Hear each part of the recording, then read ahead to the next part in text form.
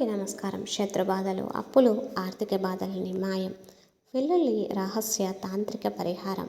ముందుగా వీడియోకి లైక్ కొట్టి ప్రతి ఒక్కరూ ఛానల్ని సబ్స్క్రైబ్ చేసుకొని కామెంట్ బాక్స్లో జై శ్రీరామ్ అని కామెంట్ చేయండి. వెల్లుల్లితోటి రహస్యంగా ఇచ్చిన పరిహారం కనుక చేసినట్లయితే మనకున్నటువంటి శత్రువుల బాధల నుంచి, అలాగే ఆర్థిక సమస్యలు, అప్పుల బాధల నుంచి, అన్ని రకాలుగా ఎలాంటి సమస్యలు అయినా సరే వాటి నుంచి తొలగిపోతాయి. ఒకే ఒక రహస్యమైనటువంటి వెల్లుల్లితో చేసేటువంటి తాంత్రిక పరిహారం ఇది. వెల్లుల్లి అనేది ఎంతో శక్తివంతమైనది. మనకు నిత్యావసర వస్తువుల్లో మన వంటింట్లో దొరికేటువంటి వస్తువు ఇది. ఈ వెల్లుల్లి ఏంటంటే మనకి ఎంత మంచి ఫలితాన్ని ఇస్తుంది అంటే వంట పరంగా, ఆరోగ్యపరంగా మనకి ఎంత శక్తిని ఇస్తుందో అలాగే మనకు పరిహార పరంగా కూడా అంతకు రెట్టింపు ఫలితాన్ని ఇస్తుంది అని మనకు శాస్త్రాల్లో చెప్పడం జరిగింది. మనకు శత్రువులు ఉంటూ ఉంటారు కదా, అంటే అసలు మన ప్రమేయం లేకుండానే మనం అంటే ఎందుకో కొంతమందికి గిట్టకుండా ఉంటాము. ఒక్కొక్కరికి నచ్చము. మనం మాట్లాడినా వారికి నచ్చదు. మనం ఏ పని చేసినా నచ్చదు.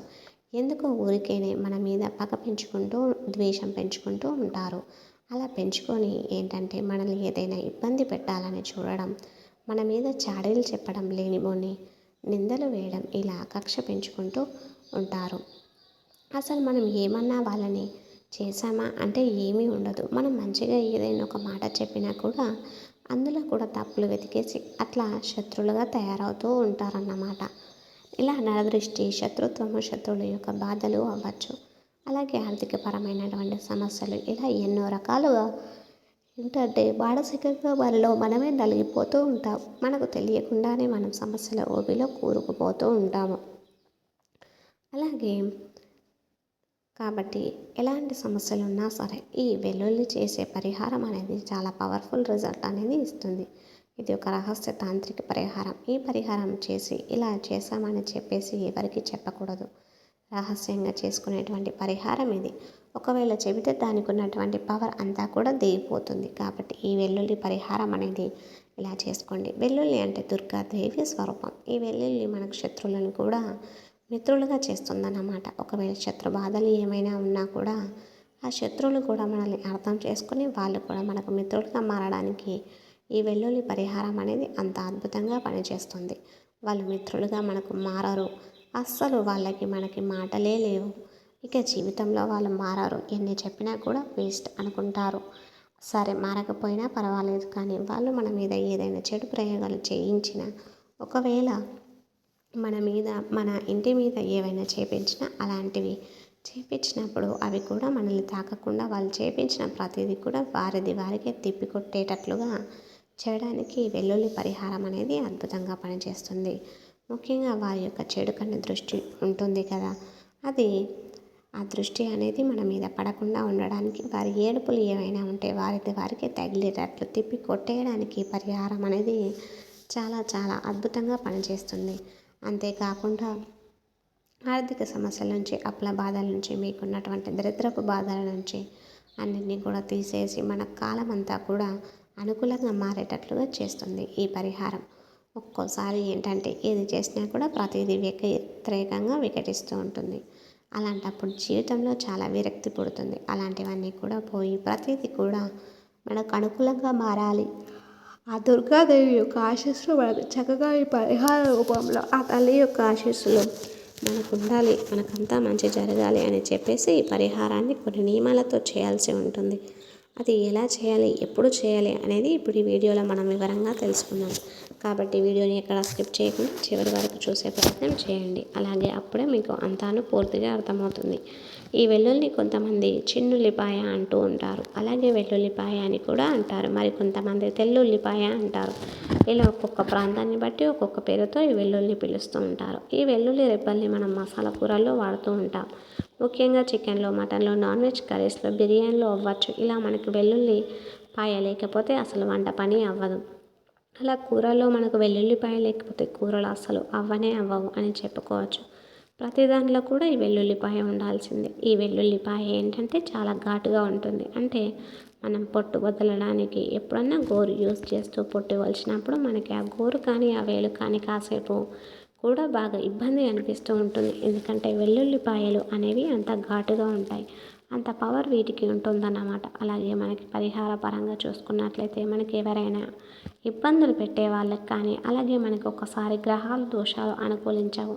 అలా ఈ యొక్క గ్రహాలు కూడా మనకు అనుకూలంగా మార్చుకోవడానికి ఇలా ప్రతిదాన్ని కూడా వెల్లుల్లిపాయ అనేది మనకు అనుకూలంగా మారుస్తూ ఉంటుంది. ఇక్కడ వెల్లుల్లిపాయ వచ్చేటప్పటికి మనకి ఎక్కువ ఏం అవసరం లేదు. ఒక్క వెల్లుల్లిపాయ రెప్ప ఉంటుంది కదా, అది తీసుకోండి చాలు. అలా తీసుకున్న తర్వాత ఏంటంటే చక్కగా దానిపైన ఉన్న పొట్టును తీసేసుకోవాలి. పొట్టు అంటే వెల్లుల్లి రెప్ప మీద ఉండే పీల్ అన్నమాట. మీరు ఆ పొట్టును తీసేసి ఉంచేసి పరిహారం చేస్తే ఆ పరిహారం అనేది అంతగా పనిచేయదు.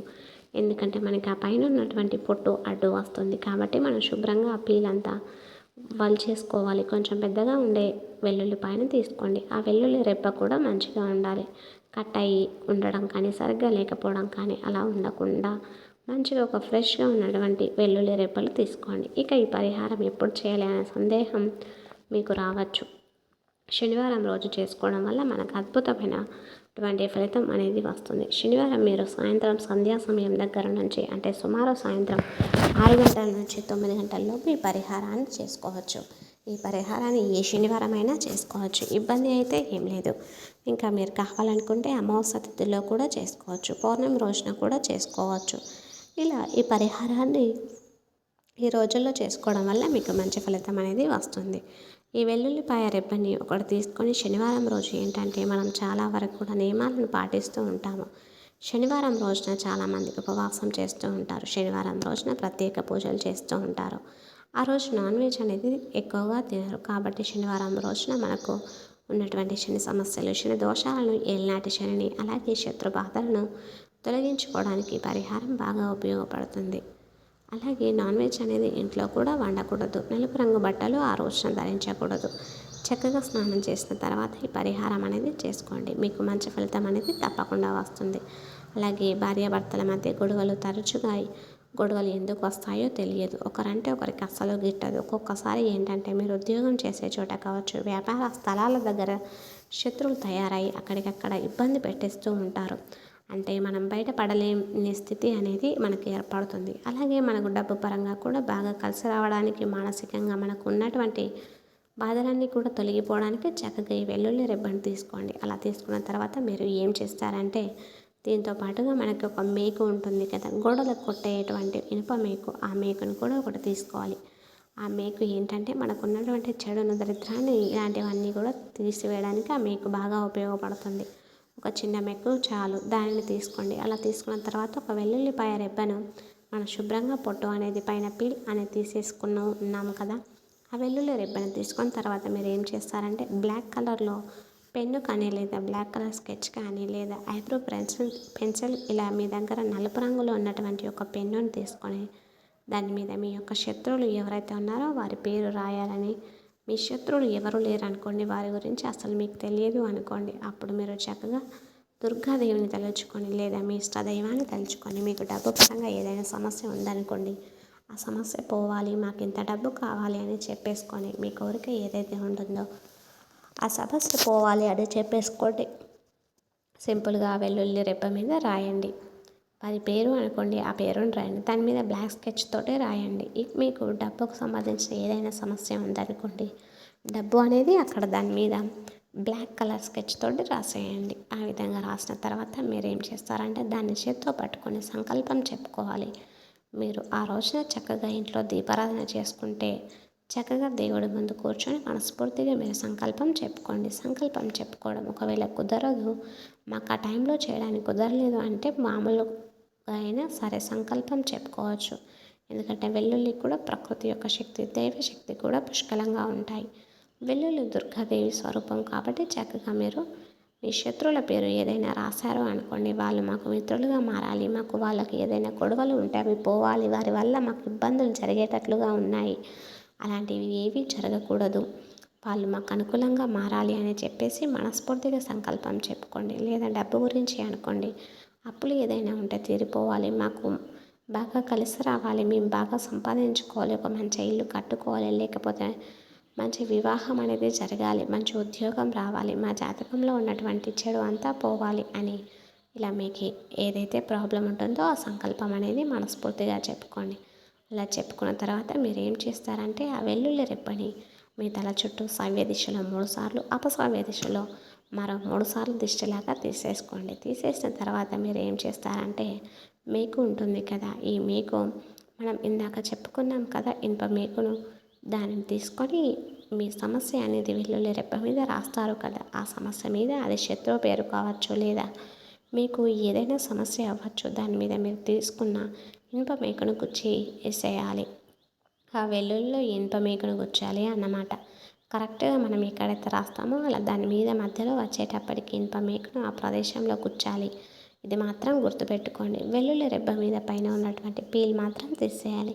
పైన పొట్టు ఉంటే మాత్రం మీరు చేసినంతా కూడా వృధా అయిపోతుంది. కాబట్టి చక్కగా పొట్టు అంతా కూడా తీసేసి దాని మీద శత్రువు పేరు, అయితే శత్రువు పేరు, మీకు కావాల్సిన డబ్బు అయితే డబ్బు పేరు, మీకు ఏదైనా అప్పు ఉంటే ఆ అప్పు తీరిపోవాలని ఇలా మీకు ఏదైతే సంకల్పం ఉంటుందో దాని మీద బ్లాక్ కలర్ స్కెచ్తో కానీ బ్లాక్ కలర్ పెన్నుతో కానీ సింపుల్గా రాసేసిన తర్వాత ఒక ఇనుప మేకును తీసుకొని మీరు రాసిన వెల్లుల్లి రెబ్బ పైన గుచ్చాలి. మనం వెల్లుల్లి మీద పేరు రాస్తాము కదా, అలా ఆ మధ్యలో ఇనుప మేకును గుచ్చాలి. అలా గుచ్చేసి మీరు మనసులో సంకల్పం చెప్పుకున్న తర్వాత మీ తల చుట్టూ 3 సార్లు తిప్పుకున్న తర్వాత ఇక దాన్ని మీరు ఏం చేస్తారంటే, మీ ఇంటి బయట చెట్లు ఉంటాయి కదా, ఆ చెట్ల దగ్గర కానీ మొక్కల దగ్గర కానీ లేస్తే కాస్త ఖాళీ ప్రదేశంలో కానీ ఉంటే కొంచెం గొయ్యిలాగా తీసేసి, అంటే మన దగ్గర పార లాంటివి ఉంటాయి కదా, వాటితో కొంచెం గొయ్యిలాగా తీసేసి ఈ వెల్లుల్లిని అందులో పెట్టాలి మేకతో సహా. అప్పుడు ఈ వెల్లుల్లి ఉంటుంది కదా రాసింది,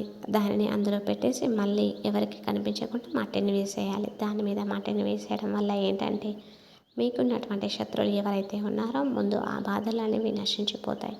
వారు మనకు చేసేటువంటి చెడు అంతా కూడా నశించిపోతుంది. అలాగే మీకు ఏదైనా సమస్య ఉందనుకోండి, ఆ సమస్యని అందులో పాతి పెట్టేసినట్లు ఇక ఆ సమస్య మన దగ్గరికి కూడా చేరదు. మట్టిలో పాతి పెట్టేస్తాం, ఇక అది అంతటితో తీరిపోయింది. అలాగే మీకున్న సమస్యలు అనేవి దానికి సంబంధించినవి రాకుండా ఉంటాయన్నమాట. ఒకవేళ శత్రువులు మీకు 2, 3 ఉన్నారనుకోండి, 2, 3 వెల్లుల్లి రెబ్బలు తీసుకొని దాని మీద మీరు ఇలాగే రాసేసి ఇలా గుంటలో పాతి పెట్టేయాలి. ఒక్కొక్కరికి ఒక్కొక్క శత్రువు పేరు మీద ఒక్కొక్క వెల్లుల్లి రెబ్బ మీద మీరు 2, 3 పేర్లు కానీ ఒకదాని మీద 2, 3 పేర్లు సమస్యలు కానీ రాయకూడదు.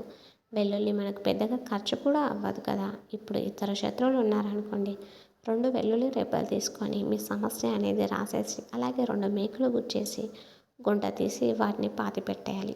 మాకు ఉన్న సమస్య అంతా పోవాలి అని చెప్పేసి, లేదా డబ్బుకు సంబంధించిన అయినా ఇలా ఏదైనా 2, 3 సమస్యలు ఉన్న 2, 3 వెల్లుల్లి రెబ్బలు తీసుకొని చక్కగా మీ సమస్య రాసామా, శత్రువు పేరు రాసామా, మేకు గుచ్చామా, చిన్న గొయ్యి తీసి దాంట్లో పెట్టి పాతి పెట్టామా, మన సమస్య అంతా కూడా పోయింది అని చెప్పేసి శుభ్రంగా కాళ్ళు చేతులు కడుక్కొని మీ ఇంటి లోపలికి వచ్చేసి ప్రశాంతంగా మీరు ఉండండి. తద్వారా మీకున్నటువంటి సమస్య అంతా కూడా తొలగిపోతుంది. ఆ చెడు అంతా కూడా పూర్తిగా మట్టిలో కలిసిపోతుంది. ఇక శత్రువుల వల్ల వాళ్ళు ఏదైనా చెడు చేసినా వాళ్ళు మిత్రులు అయితే పర్వాలేదు, అలాగే మిమ్మల్ని అర్థం చేసుకున్న వాళ్ళు కూడా మిత్రులుగా మారుతారు. లేదు వాళ్ళు అర్థం చేసుకోరా అని అనుకోండి, వాళ్ళు ఒకవేళ ఏదైనా ప్రయత్నాలు చేసినా అంటే మీ మీద చెడు ప్రయోగాలు చేసినా అవి మీ దగ్గరకు రావు, అలాగే మిమ్మల్ని తాకలేవు, వాళ్ళు మిమ్మల్ని ఏవి కూడా చేయలేరు.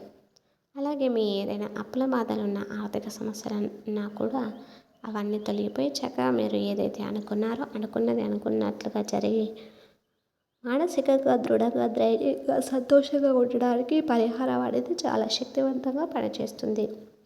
మిమ్మల్ని కుబేరులుగా మార్చేటువంటి శక్తి కూడా ఈ పరిహారానికి ఉంది.